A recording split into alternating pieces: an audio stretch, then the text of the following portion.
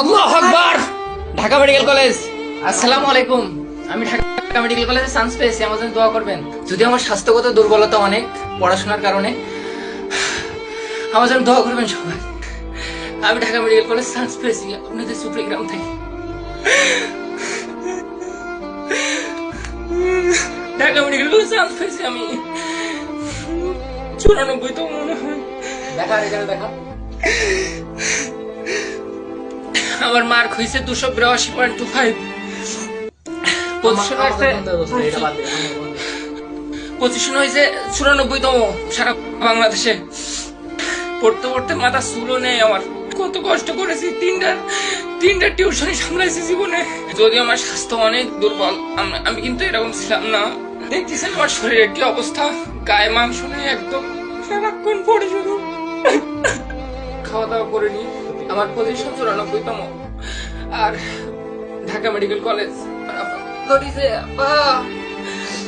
আমি Dhaka medical chance পাইছি আব্বা। আব্বা আমি 94তম হয়েছি আব্বা। মা কই? ভালো করেছে দোস্ত, তো কাঁদছিস কেন? আব্বা তোমার স্বপ্ন আব্বা পূরণ করতে পারিস আব্বা। আল্লাহর কাছে নামাজ পড়ো। সারা বাংলাদেশে 94তম হয়েছি আব্বা আমি। আব্বা তোমার ছোট ছেলে দেখো কি করেছে। কাঁদছিস না দোস্ত? আল্লাহ আমার মাথা করেছিল আব্বা। আল্লাহু আকবার। আব্বা আর কাঁদছিস না? বাড়ি ভালোভাবে যাবো কথা আব্বা, বল। অনেকদিন বাড়ি যাইনি আব্বা, তোমার দেখিনি। আব্বা তুমি যেন আবার হার্টের সমস্যা করে না, তুমি একদম ভালো থাকো, নামাজ পড়ো। যাই হোক, আমার বন্ধু সবাই দোয়া করবেন, সে ডিএমসি তে চান্স পেয়েছে, বাংলাদেশে 94তম। তো আমরা খুব খুশি। তো বন্ধু এত পরিশ্রম করেছে যে ভেঙে পড়েছে, তার পরিশ্রম দেখে আমরা তো অবাক। তারপরে তার সাফল্য, হয়তো সে বাংলাদেশের মধ্যে শ্রেষ্ঠ স্টুডেন্টের মধ্যে একজন, আমি এটা জানি আর মানি। কারণ তার যতগুলা স্টুডেন্ট পড়ে তার কাছে, সে যেভাবে পরিশ্রম করেছে, হয়তো সে কখনো লাইভে এসে আপনাদের রাতে বলবে কিভাবে কি হলো। কিন্তু আমার বন্ধু এখন অতিরিক্ত কান্নায় ভেঙে পড়েছে। আমার আর দেখছেন, চিনতে পারবেন না আপনারা। স্বাস্থ্য আমার নেই, আর এক মাংস নেই গায়ে। এটা আমার রুম, এটা আমার মেস, সেখানে আমি থাকি। যে এটা হলো তার এখান থেকে তার ছাত্রদের পড়াই।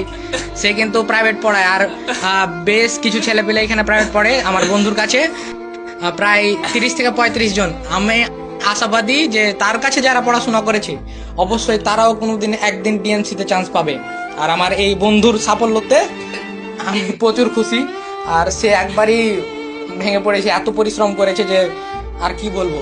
আপনারা দেখতেই পাচ্ছেন আমার বন্ধুকে। একটাই কথা বলবো যে এরকম মানুষ হয় না। আমি নিজের কাছে থেকে দেখা আমার বন্ধু।